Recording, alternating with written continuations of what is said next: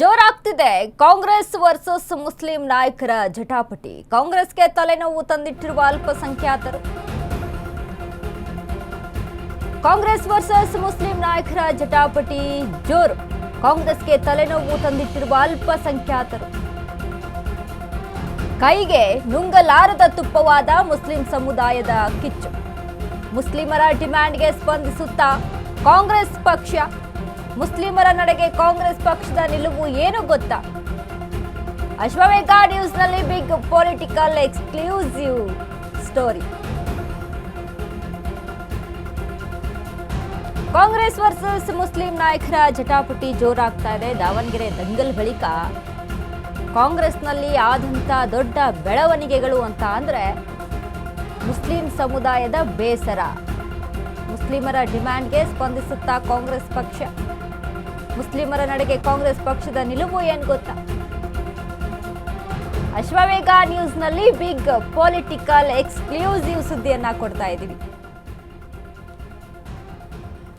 By election ವಿಚಾರಕ್ಕೆ ಸಂಬಂಧಪಟ್ಟಂತೆ Muslim ನಾಯಕರು, ಮುಸ್ಲಿಂ ಸಮುದಾಯ ಮತ್ತು ಕಾಂಗ್ರೆಸ್ ನಡುವೆ ಆದಂಥ ಭಿನ್ನಾಭಿಪ್ರಾಯಗಳಿದಾವಲ್ವಾ, ಇದು ಬೈ ಎಲೆಕ್ಷನ್ ಆಗಿ ಇನ್ನೇನು ಮುಂದಿನ ತಿಂಗಳು ಮೇ 4ಕ್ಕೆ ರಿಸಲ್ಟ್ ಸಹಿತ ಬರುತ್ತೆ. ಬಟ್ ಇದೀಗ ಅಲ್ಲಿ ಶುರುವಾದಂತಹ ಭಿನ್ನಾಭಿಪ್ರಾಯಗಳು ಶಮನ ಮಾತ್ರಗೊಳ್ತಾ ಇಲ್ಲ.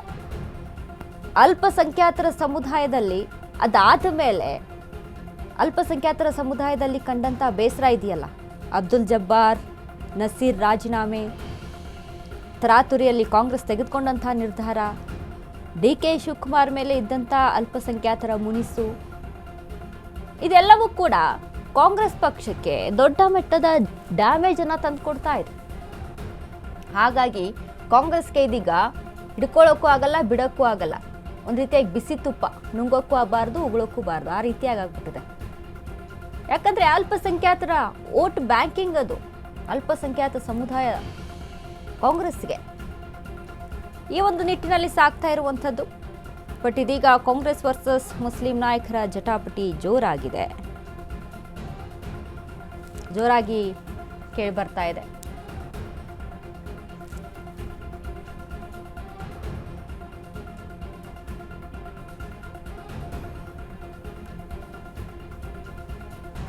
ಹಾಗಾದ್ರೆ ಮುಸ್ಲಿಮರ ನಡೆಗೆ ಇದೀಗ ಪಕ್ಷದ ನಿಲುವು ಏನನ್ನೋದನ್ನ ನಾವು ಗಮನಿಸ್ತಾ ಹೋಗಬೇಕಾಗುತ್ತೆ. ಯಾಕಂದ್ರೆ ಈಗಾಗಲೇ ಮುಸ್ಲಿಮರ ಬಹಿರಂಗ ವಾರ್ಗೆ ಕಂಗೆಟ್ಟ ಕೈ ನಾಯಕರು ಒಂದ್ ಕಡೆ, ದಾವಣಗೆರೆ ದಂಗಲ್ನಿಂದ ಶುರುವಾದ ತೀವ್ರ ಜಟಾಪಟಿ. ಮುಸ್ಲಿಮರ ಬಹಿರಂಗ ವಾರ್ಗೆ ಕಂಗೆಟ್ಟ ಕೈ ನಾಯಕರು, ದಾವಣಗೆರೆ ದಂಗಲ್ನಿಂದ ಶುರುವಾದ ತೀವ್ರ ಜಟಾಪಟಿ. ಡ್ಯಾಮೇಜ್ ಕಂಟ್ರೋಲ್ಗೆ ಮುಂದಾಗ್ತಿದೆ ಕಾಂಗ್ರೆಸ್ ಹೈಕಮಾಂಡ್. ಜಬ್ಬಾರ್ ನಸೀರ್ ವಿರುದ್ಧ ಕ್ರಮಕ್ಕೆ ಸಿಟ್ಟಾಗಿರೋ ಮುಸ್ಲಿಮರು, ಬಹಿರಂಗವಾಗಿ ಪಕ್ಷದ ಕ್ರಮವನ್ನ ಪ್ರಶ್ನಿಸಿರೋ ಧರ್ಮಗುರುಗಳು. ಧಾರ್ಮಿಕ ಗುರುಗಳ ದಂಗಲ್ಗೆ ಇಕ್ಕಟ್ಟಿಗೆ ಸಿಕ್ಕ ಕಾಂಗ್ರೆಸ್ ಹೈಕಮಾಂಡ್. ಮುಸ್ಲಿಮರ ಎಚ್ಚರಿಕೆ ಬಳಿಕ ನಿರ್ಧಾರ ಬದಲಿಸುತ್ತಾ ಕಾಂಗ್ರೆಸ್. ಅಶ್ವವೇಗ ನ್ಯೂಸ್ನಲ್ಲಿ ಬಿಗ್ ಪೊಲಿಟಿಕಲ್ ಎಕ್ಸ್ಕ್ಲೂಸಿವ್ ಸುದ್ದಿ.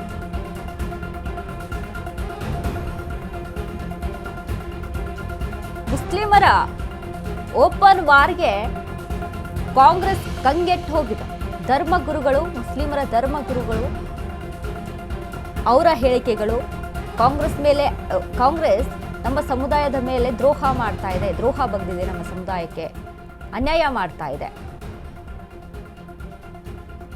ಯಾರು ಹೇಳೋರು ಕೇಳೋರು ಇಲ್ಲ ಅನ್ಕೊಂಡಿದ್ದೀರಾ?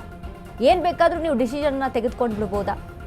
ನಮ್ಮ ಸಮುದಾಯದ ಮುಖಂಡರ ಉಚ್ಚಾಟನೆ ಏನಿದೆಯಲ್ಲ, ಇದು ಎಷ್ಟರ ಮಟ್ಟಿಗೆ ಸರಿ? ತರಾತುರಿಯಾಗಿ ಈ ನಿರ್ಧಾರವನ್ನು ತೆಗೆದುಕೊಳ್ಳುವಂಥದ್ದೇನು? ತನಿಖೆ ಮಾಡಿದ್ದೀರಾ? ನೋಟಿಸ್ ಕೊಟ್ಟಿದ್ದೀರಾ? ಪಕ್ಷದ ಒಂದಿಷ್ಟು ಕ್ರಮಗಳೇನಿದ್ದಾವೆ ಅದನ್ನ ಫಾಲೋ ಮಾಡಿದ್ದೀರಾ? ಏನೂ ಇಲ್ಲ. ಬೈ ಎಲೆಕ್ಷನ್ ಆಗುತ್ತೆ, ಅದಾದ್ಮೇಲೆ SDPIಗೆ ಇವರು ಸಪೋರ್ಟ್ ಮಾಡಿದ್ದಾರೆ ಅಂತ ಆಗುತ್ತೆ, ದಿಢೀರಂತ ಆಕ್ಷನ್ ಅನ್ನ ತೆಗೆದುಕೊಳ್ತೀರಾ? ಇದು ಬೇಡವಾಗಿತ್ತು. ಬಟ್ ಧಾರ್ಮಿಕ ಗುರುಗಳ ಎಚ್ಚರಿಕೆಗೆ ಕಾಂಗ್ರೆಸ್ ಹೈಕಮಾಂಡ್ ಎಚ್ಚೆತ್ಕೊಂಡಿದೆ. ನಾವು ಏನು ನಿರ್ಧಾರವನ್ನು ತೆಗೆದುಕೊಂಡಿದ್ವಿ ಅಲ್ವಾ, ಅದು ತುಂಬ ದೊಡ್ಡ ತಪ್ಪು, ಪಕ್ಷಕ್ಕೆ ಡ್ಯಾಮೇಜ್ ತರುವಂಥ ನಿರ್ಧಾರ ಅನ್ನುವಂಥದ್ದು ಇದೀಗ ಹೈಕಮಾಂಡ್ಗೆ ಗೊತ್ತಾಗಿದೆ. ಹಾಗಾಗಿ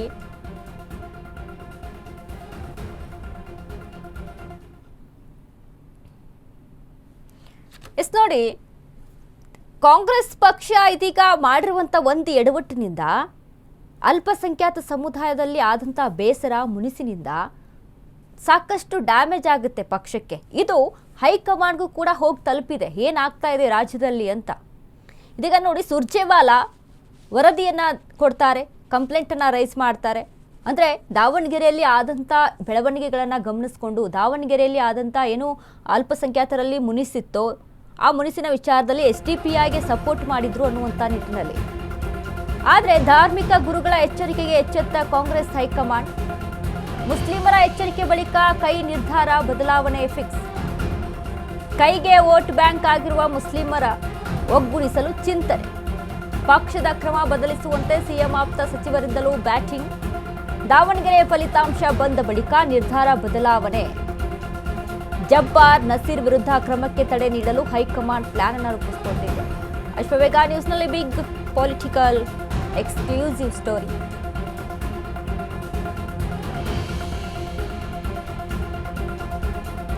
ಧಾರ್ಮಿಕ ಗುರುಗಳ ಎಚ್ಚರಿಕೆಗೆ ಹೈಕಮಾಂಡ್ ಎಚ್ಚೆತ್ತುಕೊಂಡಿದೆ.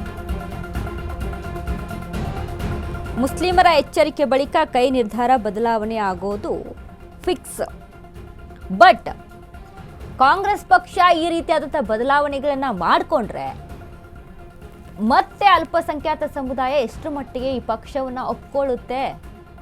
ಯಾಕಂದರೆ ಒಂದು ಕಡೆ ಜಮೀರ್ ಅಹ್ಮದ್ ಖಾನ್ ನಿಲುವು ಬೇರೆನೇ ಕಾಣಿಸ್ತಾ ಇದೆ. ಮುಂದಿನ ದಿನಗಳಲ್ಲಿ ಜಮೀರ್ ಅಹ್ಮದ್ ಖಾನ್ ಏನು ಮಾಡ್ತಾರೋ, ಯಾವ ನಿರ್ಧಾರಗಳನ್ನು ತೆಗೆದುಕೊಳ್ತಾರೋ ಅನ್ನೋದ್ರ ಮೇಲೂ ಸಹಿತ ಈ ಅಲ್ಪಸಂಖ್ಯಾತ ಸಮುದಾಯದ ನಿರ್ಧಾರಗಳಿರುತ್ತೆ.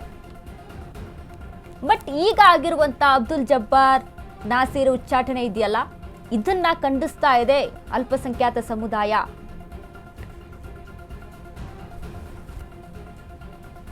ಈ ಬಗ್ಗೆ ಹೆಚ್ಚಿನ ಮಾಹಿತಿಯನ್ನು ಕೊಡ್ತಾರೆ ನಮ್ಮ ಪ್ರತಿನಿಧಿ ದೀಪಾ. ದೀಪಾ, ಇದೀಗ ಒಂದು ಕಡೆ ಕಾಂಗ್ರೆಸ್ ಪಕ್ಷಕ್ಕೆ ಈ ಅಲ್ಪಸಂಖ್ಯಾತ ಸಮುದಾಯದ ಮುನಿಸೇನಿದೆಯಲ್ಲ, ಬೇಸರನ ಏನಿದೆಯಲ್ಲ, ಒಂದು ರೀತಿಯಾಗಿ ಪಕ್ಷಕ್ಕೆ ಡ್ಯಾಮೇಜ್ ಆಗುತ್ತೆ ಅನ್ನುವಂಥ ನಿಟ್ಟಿನಲ್ಲಿ ಹೈಕಮಾಂಡ್ ಎಚ್ಚೆತ್ತುಕೊಳ್ತಾ ಇದೆ. ಹೀಗಾಗಿ ಕಾಂಗ್ರೆಸ್ನ ಮುಂದಿನ ನಿಲುವು ಯಾವ ರೀತಿಯಾಗಿರುತ್ತೆ ಇದರಲ್ಲಿ ಅನ್ನುವಂಥ ಪ್ರಶ್ನೆ. ಅಲ್ಪಸಂಖ್ಯಾತ ಸಮುದಾಯವನ್ನ ಒಂದು ಹಂತಕ್ಕೆ ಬೆಳೆಸಿದ್ದೇ ಕಾಂಗ್ರೆಸ್ ಅನ್ನುವಂತಹದ್ದು ಗೊತ್ತಿರುವಂತ ವಿಚಾರ. ಅಂದ್ರೆ ಅವ್ರಿಗೆ ಒಂದಿಷ್ಟು ಯೋಜನೆಗಳು, ಅವ್ರಿಗೆ ಆದಂತಹ ಒಂದಿಷ್ಟು ಬೇರೆ ಬೇರೆ ಅಭಿವೃದ್ಧಿ ಕೆಲಸಗಳನ್ನ ಕೊಟ್ಟು ಅವರನ್ನ ಅಂದ್ರೆ ಒಂದು ಸ್ಟ್ಯಾಂಡ್ ಲೆವೆಲ್ಗೆ ತಂದಿದ್ದು ಕಾಂಗ್ರೆಸ್ ಅನ್ನುವಂತಹದ್ದು ಈಗ ಕಾಂಗ್ರೆಸ್ ನಾಯಕರುಗಳ ವಾದ. ಅದರ ಬೆನ್ನಲ್ಲೇ ಇದೀಗ ಒಂದಿಷ್ಟು ಬೆದರಿಕೆ ಅನ್ನುವಂತಹ ರೀತಿಯಲ್ಲಿ ಇಡೀ ಸಮುದಾಯ ಕಾಂಗ್ರೆಸ್ಗೆ ಮಗ್ಗಲು ಮುಳ್ಳಾಗಿ ಕಾಡ್ತಾ ಇದೆ. ಪ್ರಮುಖವಾಗಿ ಯಾವಾಗ ನಜೀರ್ ಮತ್ತೆ ಜಬ್ಬಾರ್ ಅವರನ್ನ ವಜಾ ಮಾಡಿದ್ರು, ಅಂದ್ರೆ ಒಬ್ರನ್ನ ರಾಜೀನಾಮೆ ಕೊಡಿಸಿದ್ದಂತದ್ದು ಮತ್ತೆ ಇನ್ನೊಬ್ರಿಗೆ ಹುದ್ದೆಯನ್ನ ಹಿಂಪಡೆದಿದ್ದಂತದ್ದೇನಿದೆ ಅದು ಸಮುದಾಯದ ಸಿಟ್ಟಿಗೆ ಕಾರಣ ಆಗಿರೋದು ಕೂಡ ನಿಜ.